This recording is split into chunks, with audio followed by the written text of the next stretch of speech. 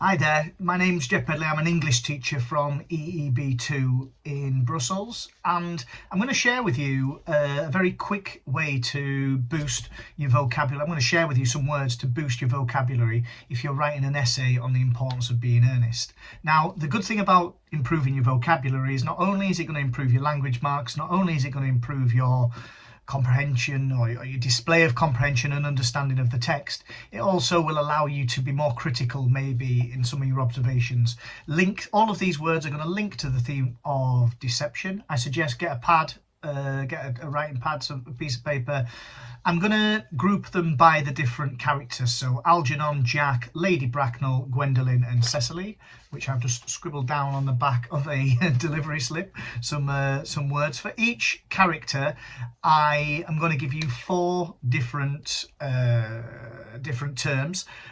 Alongside that, I will explain how it links to the character, a quick definition. On the screen I'll also put some etymology as well, really useful when you speak a second, third language, etc., relating it back perhaps to your first language. And then finally I'm going to put an example of a sentence you might use in the essay. Under that as well, maybe some further examples as well. So without further ado, we're going to make a start. I'm just going to move this camera to the side here and I'll put the things up here. Now, the first main bits of vocabulary I want to explore I'll do through Algenon. Now, a really nice term to describe Algenon is disingenuous, which basically means when someone's not candid or sincere. It really links to him because his creation of an alternative persona suggests a lack of candidness, a lack of sincerity.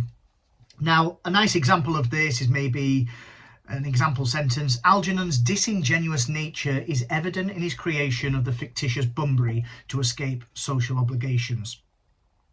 Another nice verb this time to use, perhaps in relation to Algenon, is the word fabricate. I mean, quite an obvious one if you speak a second language here from Latin, or a Latin language indeed. Now, of course, it means to invent or concoct. It's more than just make something. It's that idea of a concoction, generally some kind of manipulation perhaps as well. So it pertains to, you can use it for example towards his invention of Bunbury and his other tales. An example sentence there: Algenon fabricates a detailed life for Bunbury which he uses to escape from his real life responsibilities.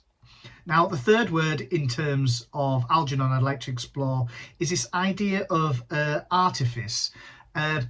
Artifice, again, a Latin root there, you might recognise the word, but it's when you are clever, it's a clever device or a cunning device, usually as a trick to deceive people, perfect for the theme of deception.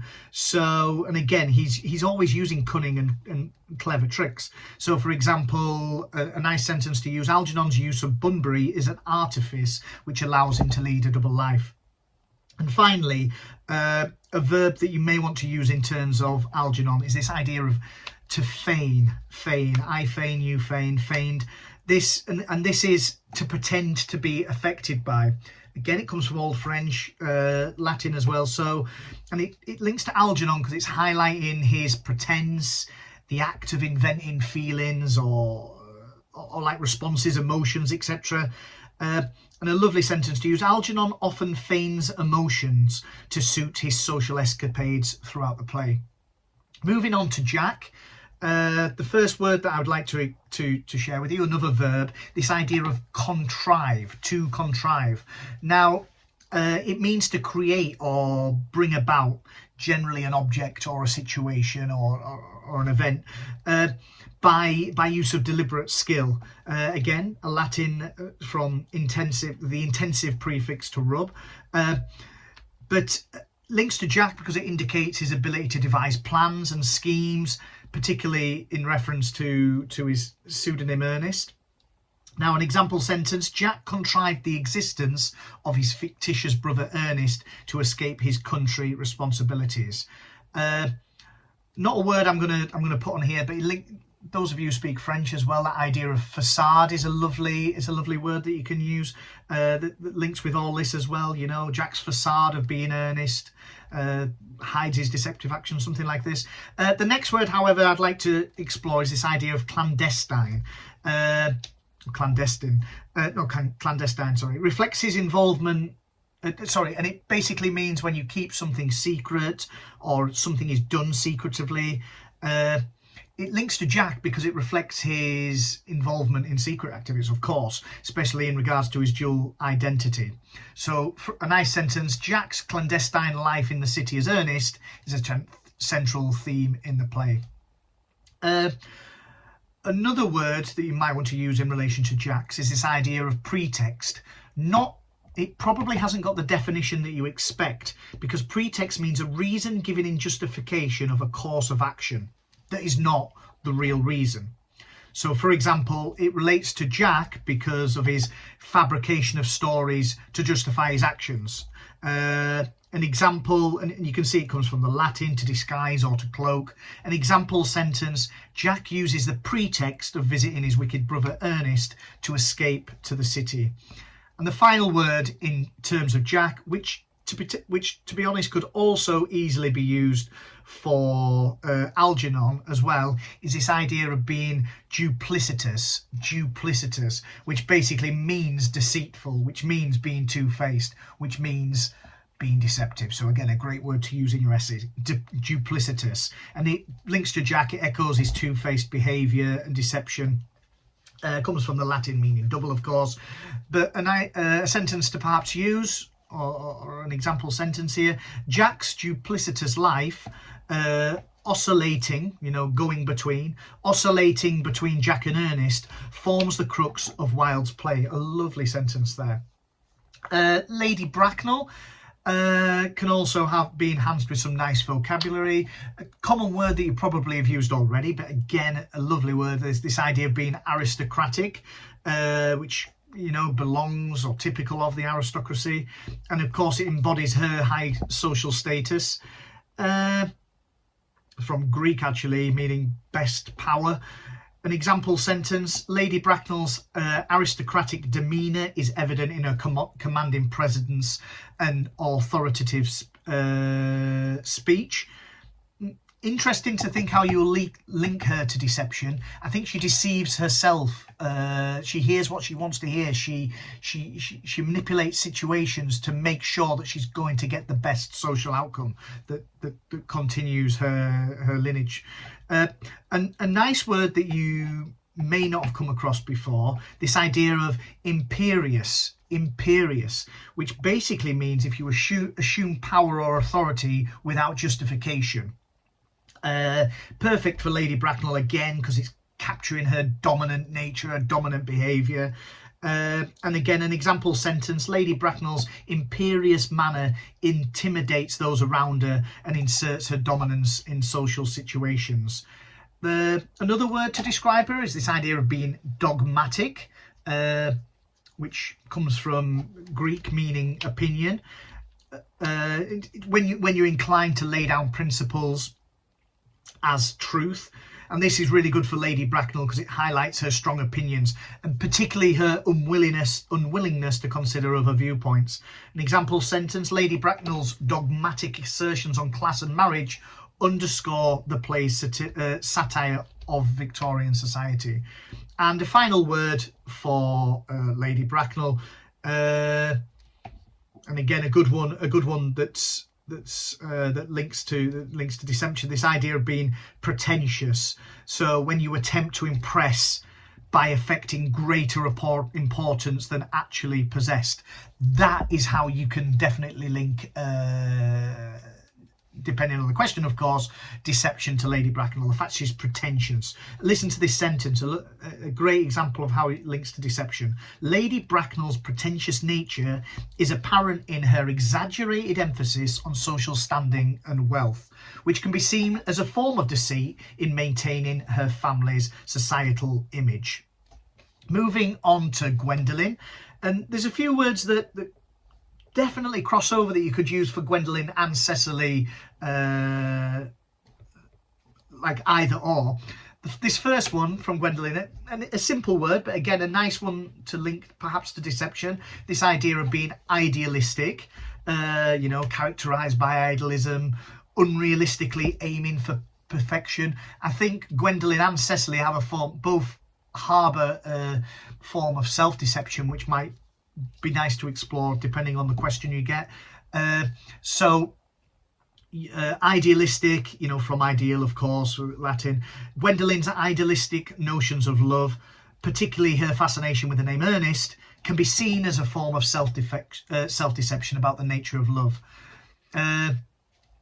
Another word to describe Gwendaline, maybe that you've not come across before. I think it's mentioned in the play actually, but this idea of being quixotic, which basically means, again, a similar thing, but exceedingly, totally idealistic, unrealistic, impractical, and it basically describes her pursuit of romantic and impractical ideas. Maybe an example sentence: Gwendaline's quixotic view of romance, particularly her insistence on the name Ernest, highlights a deceptive layer of romantic idealism detached from reality. A further word to describe Gwendaline is, let me have a look, where did I write it? This idea of being fastidious, which is when you're very attentive or concerned about accuracy and detail.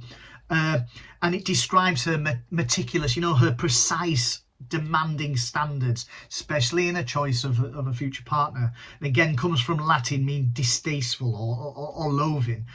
An example sentence here: Gwendaline's fastidious nature is evident in her insistence on the name Ernest as a prerequisite for marriage, reflecting a form of self-deceptive idealism. And a final word to describe Gwendaline, again perhaps a new word, quite infrequent in English, but a lovely word nonetheless, is this idea of being capricious, which basically means when you're always changing your mood or emotions, or particularly mood or emotions or behaviour, and it's given to the rapid or sudden change.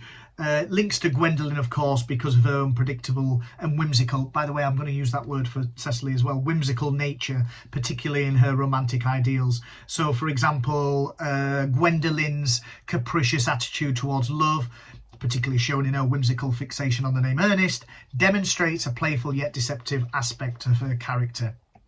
And finally, moving on to Cecily. Well done if you've stayed with me all the way here.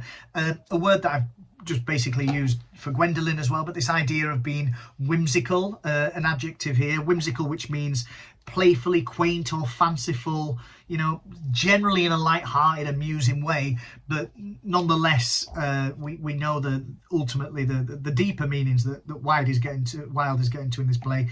It links to Cecily because it reflects her playful, fanciful, unpredictable behaviour. An example sentence: Cecily's whimsical nature is evident in her romantic imagination, which leads her to fabricate an entire engagement with Algenon's alter ego, Ernest. Another word, again linking very strongly to the previous ideas, is this verb to romanticize. Notice I put the American spelling there, of course. Change the Z to an S if you're generally a British English writer. It links to Cecily, so to deal with or to describe in an idealistic or unrealistic fashion, making something seem a lot better than it actually is. And again, this is what she tends to do to how she describes relationships and life. An example sentence: Cecily romanticizes the idea of falling in love with a man named Ernest, despite not knowing him, showing a youthful deception shaped by her fantasies. And the penultimate word here, impetuous. I love that word, impetuous, which is when you do something quickly without thought or without care. Links to Cecily because, it suggests her tendency to act quickly or without thought, driven by emotion. Again, comes from Latin, meaning like force or attack. An example sentence: Cecily's impetuous nature is illustrated in her swift decision to become engaged to Ernest, a product of her romantic impulsiveness and a subtle form of self-deception. And finally, I'd like to use this word idyllic, which again is quite a simple word, but a nice one nonetheless, which of course means like extremely happy, peaceful, picturesque. You know, she's got a perception, she captures a idealized perception of life and romance. Again, the American spelling there comes from Latin idyllium, or Greek, meaning, you know, form or shape. Cecily's idyllic view of her relationship with Ernest is a charming blend of youthful idealism and a form of innocent deceit, contrasted against the more cynical world of the adults around her. What I will do is I'll put a document underneath that has all of these words, so you don't have to copy them all out. But again, it's nice to note and engage as we're going through. Best of luck if you are writing any essays to do with the importance of being earnest, and I hope these words give you a little boost. Bye bye.